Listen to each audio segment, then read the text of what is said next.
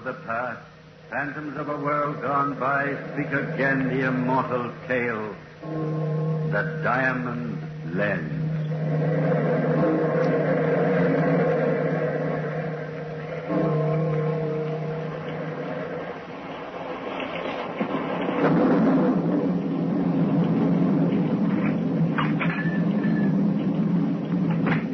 Hello. Mr. Pike. Are you in? Good morning, sir. Good morning. Good morning. You are Mr. Pike, aren't you? I am, sir. But I don't believe I remember your name. So many doctors and professors come to me. Naturally, you don't know me, Mr. Pike. This is the first time I've even been in here. My first day in New York, as a matter of fact. My name's Lindley. Alan Lindley. I'm pleased to meet you, Mr. Lindley. And what can I do for you this nasty morning? Are you in the biological line, botanical, zoological, medicine? All and none. Look, Mr. Pike, there's no sense disguising facts. I'm new here. I'm new to the world of science. But you'll hear about me before long. I'm sure we will, sir. I've come to New York to do something no man has yet done. And that is? I've come to revolutionize the science of the microscope. Indeed, sir. You've bitten off a tremendous job for yourself. May I ask if you've had any previous training in the technique of the microscope? Training? No, but who needs it? Who wants it? I've something more. Something none of your dry-as-dust professors and routine-ridden doctors have. Love, devotion, passion. Science does not lend itself easily to the emotions, Mr. Lindley. It does to mine. All my life, every thought, every desire, every yearning has been devoted to the microscope. I think it, I breathe it.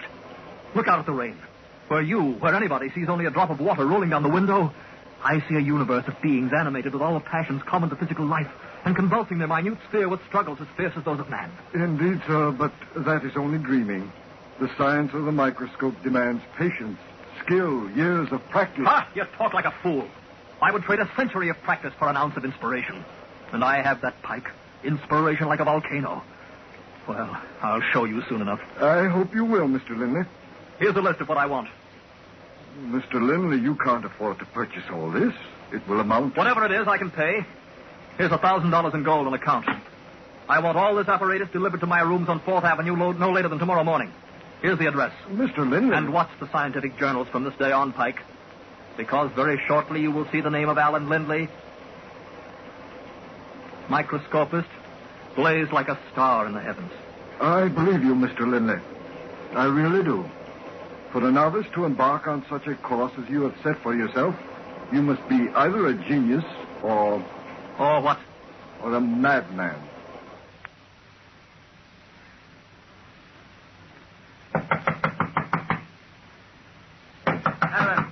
Alan!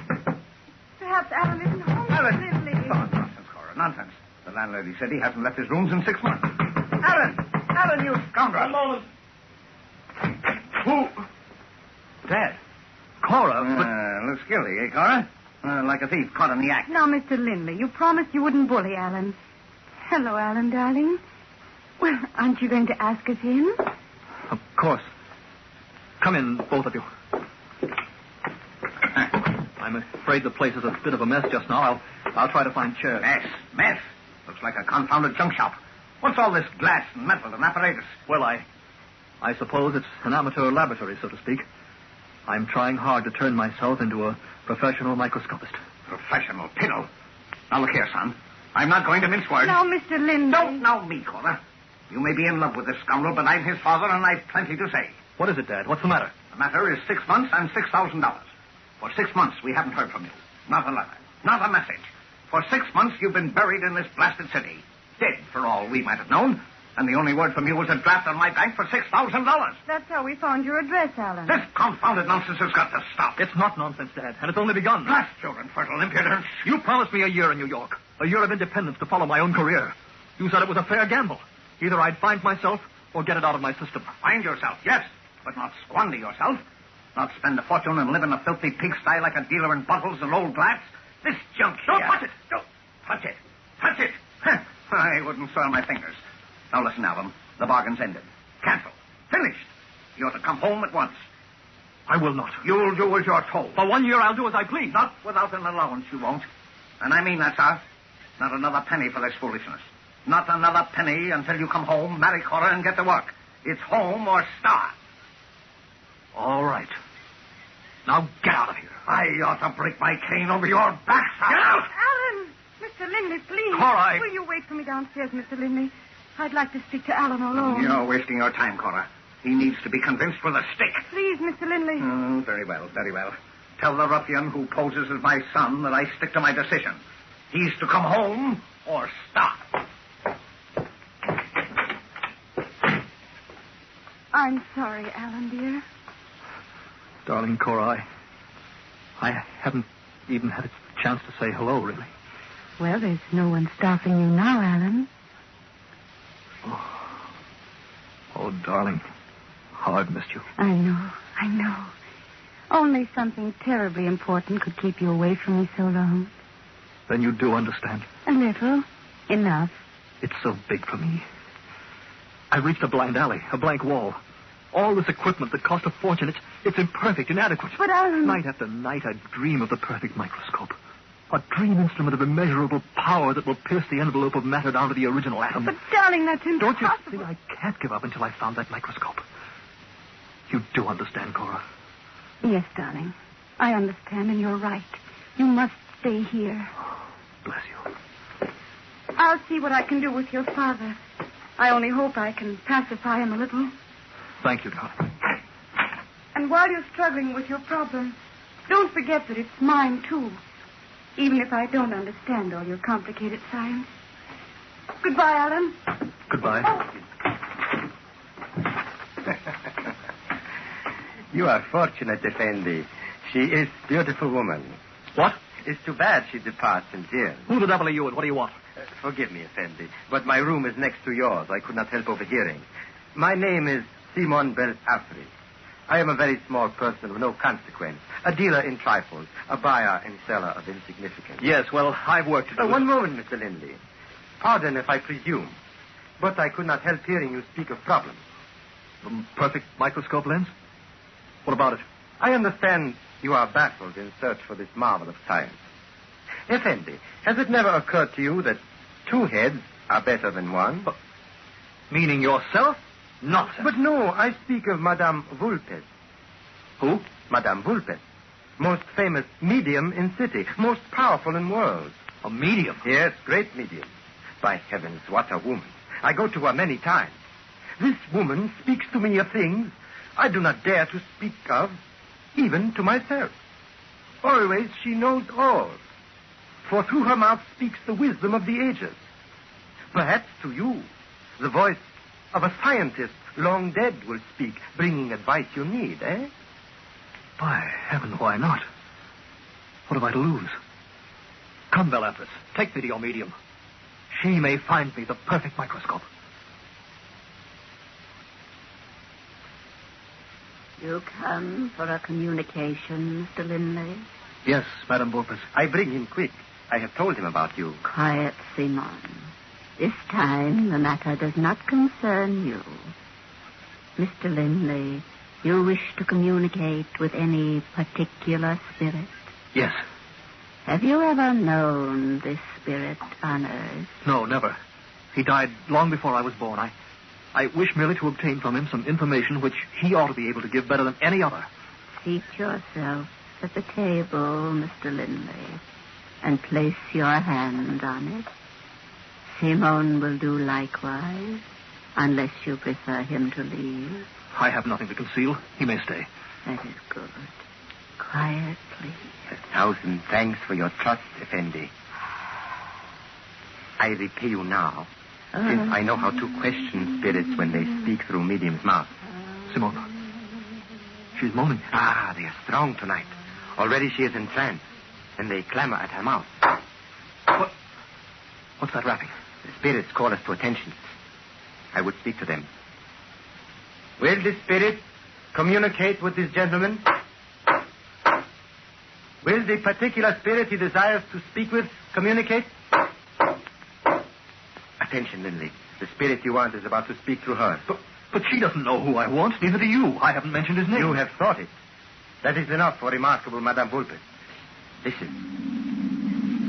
I am here. Question me.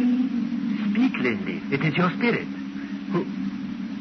Who are you? He whom you desire. Anton Leeuwenhoek. Great Scott! This is incredible. The very man I thought of. Who is spirit with strange name? Anton Leeuwenhoek, the original discoverer of the microscope. He died centuries ago. Speak to him, Linley. Quick, before he goes. Do you know what I want, Master? Yes, Can the perfect microscope be created? yes. Am I destined to accomplish this task? You are. For the love you bear to science, help me. How shall I proceed? You must use a lens submitted to electromagnetic currents of 1,000 volts and constantly bathed in the magnetic field. Of what shall the lens be formed? For the perfect microscope, you will need a lens formed of a 140-carat diamond. Simon, what is it? Monsters! Robbers, thieves! What ails you, man? Let me out of here! I do not remain in an instant. In heaven's name, Simon. Are you sick? Wait. I'm coming with you. You have ferreted out my secret. You and that cursed Wolfes woman. Wait, Simon. What secret? What's the matter? But you shall not have it. Neither you nor the Wolfes. No one shall steal from me the eye of the morning.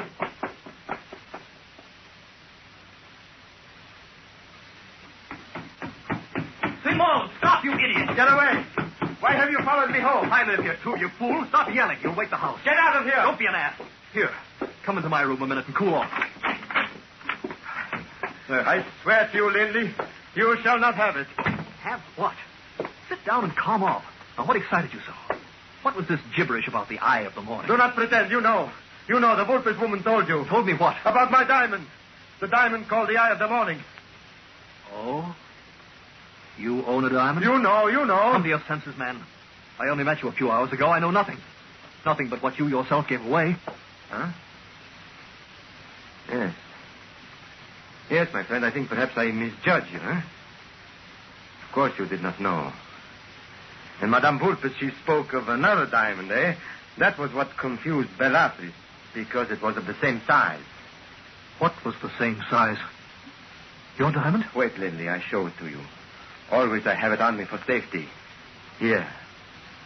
Look at it. It's magnificent. Worth the king's ransom. 140 carats. 100. Exactly what I... How I get it is story of robbery and theft and murder. You smuggled it in? Yes. I see. Simone, listen to me. I must have this diamond. You joke, eh? Simone, I want this diamond. You are serious. But no, you are a fool. You could not pay. You heard what the spirit of Leeuwenhoek said. A diamond lens of 140 carats. This is my lens, Simone, my perfect microscope. I must have it. No. What else could I find a diamond so exactly suited to my needs? No, Linley, no, you are a meddle. Give it back. I must have it, Simone. Give it back. I must have this diamond no matter what the price. No, Linley. Let go. I must have this diamond. And I do have it, Simone. You can't hear me now. But wherever you are, the shades and spirits of the beyond will make you understand. I have the perfect microscope now. The diamond lens.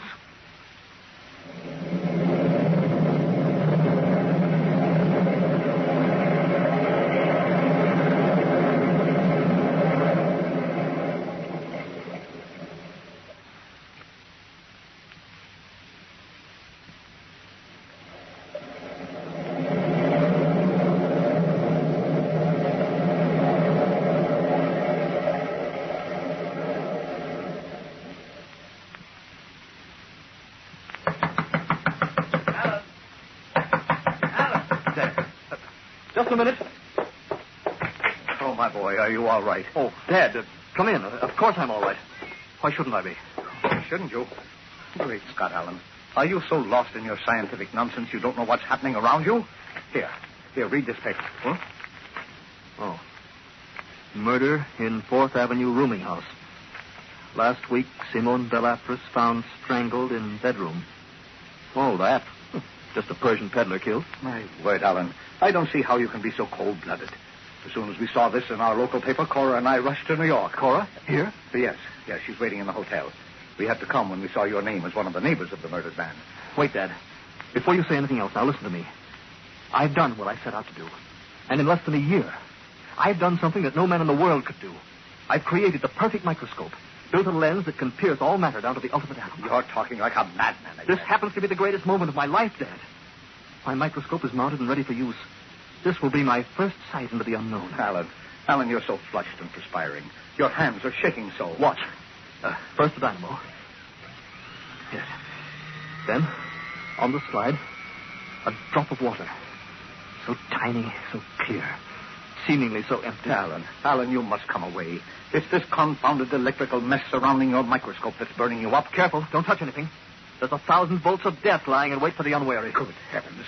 What have you been doing? Preparing for this superb moment. My first glimpse into the void of atomic space. For the first time in history, a human eye peers into the unknown and sees... Father! My boy. This is incredible, unbelievable. Oh, you're ill, Alan. No. Only overwhelmed. Father, this miraculous lens penetrates into a tiny world, more perfect, more beautiful, far lovelier than any man has dreamed. Oh, you only imagine you see it. Such things do not exist. I tell you, I do see it, and... No, this is too much to believe. Oh, my boy, come away from that lens. A human figure. A figure of a woman. Wait. Yes, she floats directly into the lens. The most beautiful, adorable woman I have ever seen. Human and yet too lovely to be human. A graceful, unbelievable animula in the atom. What a perfect name for her. Animula. You're mad. Mad am I? See, she gazes directly up into the lens. Up at me. Now she smiles. She senses I'm watching her. She must. She must know how my heart reaches out to her. Alan. Wait, listen. Do you hear that? The tinkle of infinitesimal bells. The music of delicate dancing prisms. It's her voice, I tell you. The voice of her thoughts for me. Alan, in the name of mercy, I implore you to come away. You're sick. You don't know how you rave. Out of the atom she calls to me. Animula. And my heart calls to her. I've got to get you home at once. Now listen to me, Alan. Perhaps Cora can... Yes, I'll bring Cora. She'll calm you. Now wait, my boy. I'll bring Cora to you. Animula, I love you. Mr. Lindley! Open up. This is Inspector Adams, Homicide Department. What is it? Sorry to bother you. Just a few questions about the Belle Affrous murder. Oh, come in. I'm sorry I didn't answer at once. I was preoccupied. Yeah, quite a place you got here. Laboratory, eh? Yes. Any particular research? Yes. No, you must excuse me. She's calling again. You hear, I haven't taken my eyes off her for an hour. I don't think I understand, Mr. Lindley. If you mean that tinkling noise, it sounds like a piece of glass to me. No. Animula. It's the sound of her thoughts. Someday I'll let you see her, too, but now she's for my eyes alone. Oh, something under that microscope, eh? Looks like a drop of water. Careful. There's an electrical field around that instrument. You must know how to handle it. She's calling to me again. You must excuse me, Inspector Adams. Mr. Lindley. What? Stop looking into that lens a minute. I want to ask some questions. Yes, I can't give you too much time. My whole life is in this lens. It's about Simon Belle Affrous, the Persian. Did you know him? No. Ever see him? No. Ever been in his room? No. Was he ever in yours? No. Well, look, we found him strangled in his room, which is right next to yours. He looked as though he'd been in an awful fight. Did you hear anything that night? No. Too busy with research, eh? That's right. Now, here's the point, Mr. Lindley. Belle Affrous is all banged up, but his room wasn't, see? It looks as though he was killed in a fight somewhere else and then carried to his room. Now, did you hear any noise in the halls, like a body being dragged? No, I don't believe I did. Have you got any idea why Belle Affrous was murdered? A feud, maybe, or a robbery? Did he own anything worth stealing? I can't say. I don't know. Well, what's the matter, Mr. Lindley? You look like you're ready to faint. It's the bells. You hear them, Inspector? It's an animula. calling me to her. I've got to get back to the microscope. You must excuse me. I hear those bells, too. Say, don't tell me you think that sound comes out of the microscope. But it does, I tell you. Out of the atoms of that tiny drop of water. The voice of my beloved calling to me, reaching toward me from the atomic void. It is the voice of her thoughts yearning toward me. She knows I watch her. She knows I love her. Alan, darling. Oh, you see, what's Cora? the matter? You see? Mad. Raving mad. Alan, darling, what's wrong? I'm Inspector Adams, folks. Believe me, this man's mad. No, I can't believe that. Please sit down here, Alan, dear. Good heavens, how you're trembling. Please don't touch me, Cora. Alan. Take your hands off me. You see, Cora? Alan, darling, your father was right. You are delirious. No, Cora. I'm in love. Of course, dear. It's that new microscope. He saw something. You hear that? Listen, all of you. Now, wait a minute. What new microscope? I don't know. He said... Oh, I'll tell you. If it'll make you believe my sanity. Old Leeuwenhoek told me how to make it. A lens in a magnetic field, long axis, a diamond lens of 140 carats. A diamond lens? Mr. Lindley, we've got to get Alan home at once. Alan, for my sake, you've got to come with us. No. Please, darling, listen. You said you loved me once. I never asked anything for our love. Now I do. Please come with us. I don't love you now, Cora. I'm sorry. But why? Why? I love Animula. A thing in the microscope. A dream in a drop of water. A dream and... I don't understand. But I don't care. Love anybody you please, Alan. Anybody, anywhere. And I won't care because I love you and anything that's yours. Only now you must come away. No. Now get out, all of you. You hear? She's calling again. I've got to get back to her. Animula. Do you hear? Her voice. It's louder, closer. Great heaven, she's reaching out to me. Across the vast barrier of space, she's coming to me. Animula. Do you hear, do you? Yes, we all hear, Mr. Lindley. And we all see. Look, here in my hand. This is the voice of your Animula. What? No. Good Lord, what's that? Something I found tangled in the window curtain. A pair of Persian ankle bells. Silver bells used for jewelry. Impossible, I won't... They match a pair we found in the torn pocket of Belle Apper's coat. The man who was murdered. By your son, Mr. Lindley. No! Alan. Alan, you didn't know you couldn't. Yes, he did, all right. And for that diamond lens he was talking about, I bet.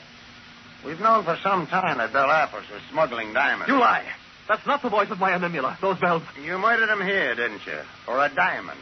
In the fight, these bells were probably torn from the Persian's pocket and caught in the curtain. Every time the curtain swayed, you thought you heard this Animula talking. It was her voice. I swear it. I believe it. I heard her. Now, look again, you fool. Look again in that crazy diamond lens and tell me what you see now. Take one long last look before you hang for murder. Monster! You destroy everything. Love, faith, belief. But you won't destroy my belief. I have a way to stop you. Everybody! Look out!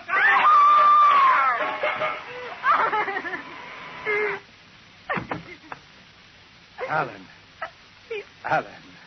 Oh, no. Yes, I'm afraid he's dead. Electrocuted himself when he smashed his microscope. Well, maybe it's best this way. I can see he must have been a nice boy. But what happened? What changed him like that? I don't know. Something he saw, I guess. But was it real? Did he really see all that in the diamond lens? You don't understand.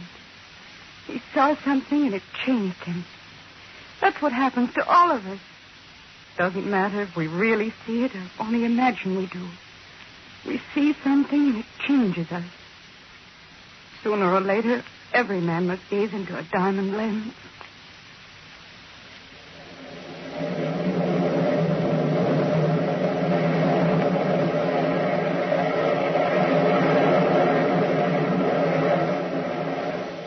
From the time-worn pages of the past, we have brought you the story, The Diamond Lens. Bellkeeper, toll the bell.